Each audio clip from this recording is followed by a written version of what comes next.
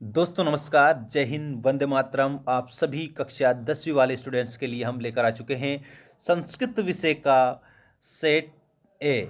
यहाँ पर आपको संपूर्ण सॉल्यूशन बताऊंगा और ये आप देख सकते हो आपकी 9 फरवरी की एग्ज़ाम के लिए आपके बेस्ट साबित होगा। यहाँ पर आपको एक बात मैं बता देता हूँ कि आपके लिए हमारी एप्लीकेशन भी उपलब्ध है। आप हमारे ऐप को भी आप डाउनलोड करिएगा, लिंक हमने डिस्क्रिप्शन में दे दी है। और चैनल को ज़रूर सब्सक्राइब करना, बार बार नहीं कहना चाहिए लेकिन मैं कह रहा हूँ क्योंकि आपके लिए हम बेस्ट कंटेंट उपलब्ध करवा रहे हैं। और ये आईएमपी है, आपके कोर्स पर आधारित है, तो आपको बिल्कुल भी टेंशन लेने की आवश्यकता नहीं है क्योंकि 100% आपके सिलेबस पर आधारित ये पेपर है। इसमें आपको सभी प्रश्न के उत्तर देखने को मिलेंगे। तो चलिए स्टार्ट करते हैं बिना देर किए आज के हमारे संस्कृत विषय के अति महत्वपूर्ण वीडियो को। देखिए आपका इसमें फर्स्ट क्वेश्चन है, उचितम विकल्पम चित्वा लिखत।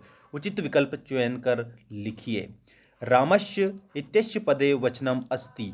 यहाँ आपको रामस्य पद का वचन बताना है। तो आपको ऑप्शन दिए हैं एक वचन, द्विवचन, बहुवचन और अन्य वचन। तो इसका आपको जो रामस्य है इसमें एक वचन का शब्द है। Option number first will be correct answer.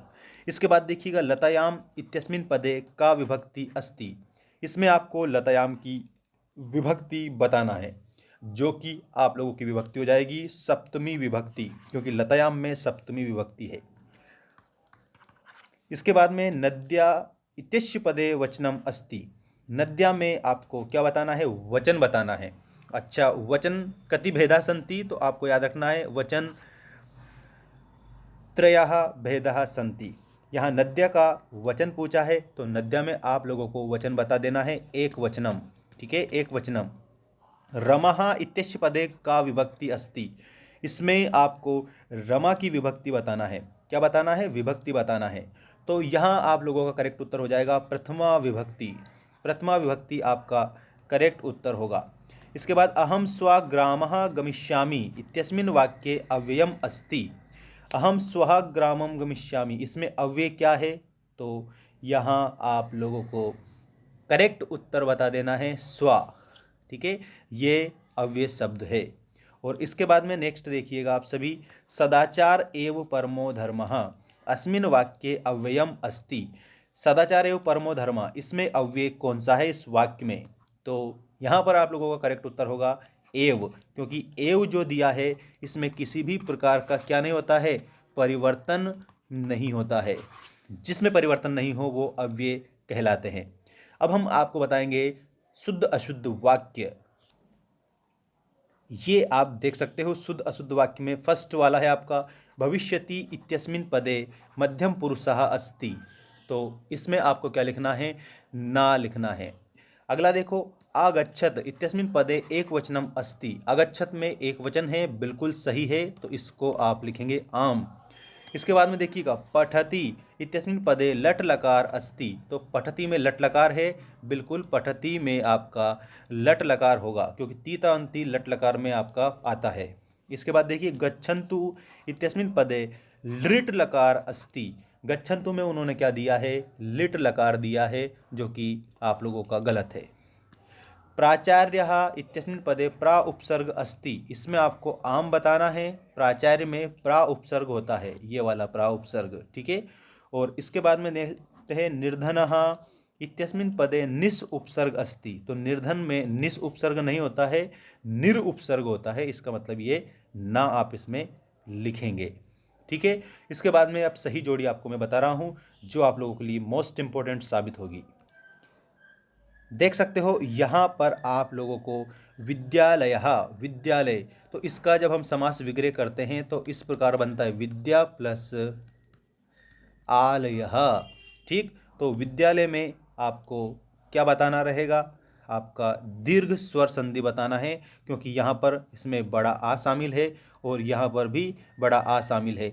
दोनों को जब हम मिलाते हैं तो बड़ा आ बनता है और ये बड़ा आ दीर्घ स्वर है, इसलिए हमारी दीर्घ स्वर संधि होगी। चोरात भयम, तो यहाँ पर चोरात पंचमी विभक्ति का शब्द है और आप लोगों को चोरात भयम में क्या बताना है, पंचमी तत्पुरुष समास बताना है। मनोरथः, जो मनोरथा है इसमें आप लोगों को समास विग्रह इस प्रकार से करना रहेगा, मतलब संधि विच्छेद इस प्रकार से करना रहेगा, मनः प्लस रतः। ठीक है, मनः प्लस रतः, तो मनः में विसर्ग लगा हुआ है, इसका मतलब आपकी ये विसर्ग संधि होगी। ठीक है, राम कृष्णौ, राम कृष्णौ, तो रामश्च कृष्णश्च, इसमें आप लोगों का द्वंद्व समास है, क्योंकि दोनों पद प्रधान हैं इसलिए आपका द्वंद्व समास होगा। जगदीश, तो जगदीशः, जगत प्लस ईशः, इस प्रकार से बनता है, जगत प्लस ईशः, तो जगदीशः बनता है, जिसमें आप लोगों का क्या हो जाएगा, व्यंजन संधि हो जाएगी जगदीश में। इसके बाद पीताम्बरः, पीतम अंबरम यशसः, तृतीय पद प्रधान, मतलब तीसरा पद प्रधान, अर्थात रावण। पिता मतलब जैसे दशानन वाला बताया था ना मैंने आपको, दशानन, जिसमें 10 आननानि यशसा, अर्थात रावण। तो इसी प्रकार से पीताम्बरम, पीतम अंबरम यशसा, अर्थात भगवान कृष्ण, भगवान राम। पीताम्बरम, पीतः अंबरम यशसा, भगवान विष्णु भी हो सकते हैं। ठीक है, और इस तरह से आपको यहाँ पर पीताम्बर का बहुब्रीहि समास बताना है। और दशानन कई बार पूछा गया है, तो 10 आननानि यशसा, अर्थात रावण भी बताना है आप लोगों को, ये भी आप लोगों का बहुब्रीहि समास में ही आता है। ठीक है, इसके बाद में हमारा नेक्स्ट जो क्वेश्चन है वो स्टार्ट हो चुका है। देखिए यहाँ पर फर्स्ट है, एक पदेन उत्तरम लिखत में पठितवान इत्यस्मिन पदे का प्रत्यय, तो जहाँ पर तवान और तवती शेष बचे वहाँ आपका कत्वतु प्रत्यय आपको लिखना है। ठीक है, तो कत्वतु प्रत्यय होगा। गंतुम, जहाँ पर तुम शेष बचे वहाँ पर तुमुन प्रत्यय आपको लिखना है। क्या लिखना है, तुमुन प्रत्यय। वर्तमानः इत्यस्मिन पदे का प्रत्यय, तो इसमें सानच लिखना है, जहाँ पर मानः आए वहाँ सानच प्रत्यय आपको करना है। ठीक है, सर्वदा सर्वकार्येषु का बलवती, तो बुद्धि बलवती होती है सर्वदा सभी कार्यों में। अत्र जीवितम कीदृशम जातम, यहाँ जीना कैसा हो गया है, दुर्वहम। अत्र जीवितम दुर्वहम जातम। ठीक है, केन संबंधेन वाल्मीकि लवकुशयो गुरु, तो इसके उत्तर में आप लोगों को क्या लिखना है, उपनयन उपदेशः। ठीक है, ये मैं यहाँ पर लिख रहा हूँ, आपको नोट कर लेना है, उपनयन उपदेशः। इस प्रकार से आप लोगों को याद रखना है, वाल्मीकि लवकुशयो गुरु।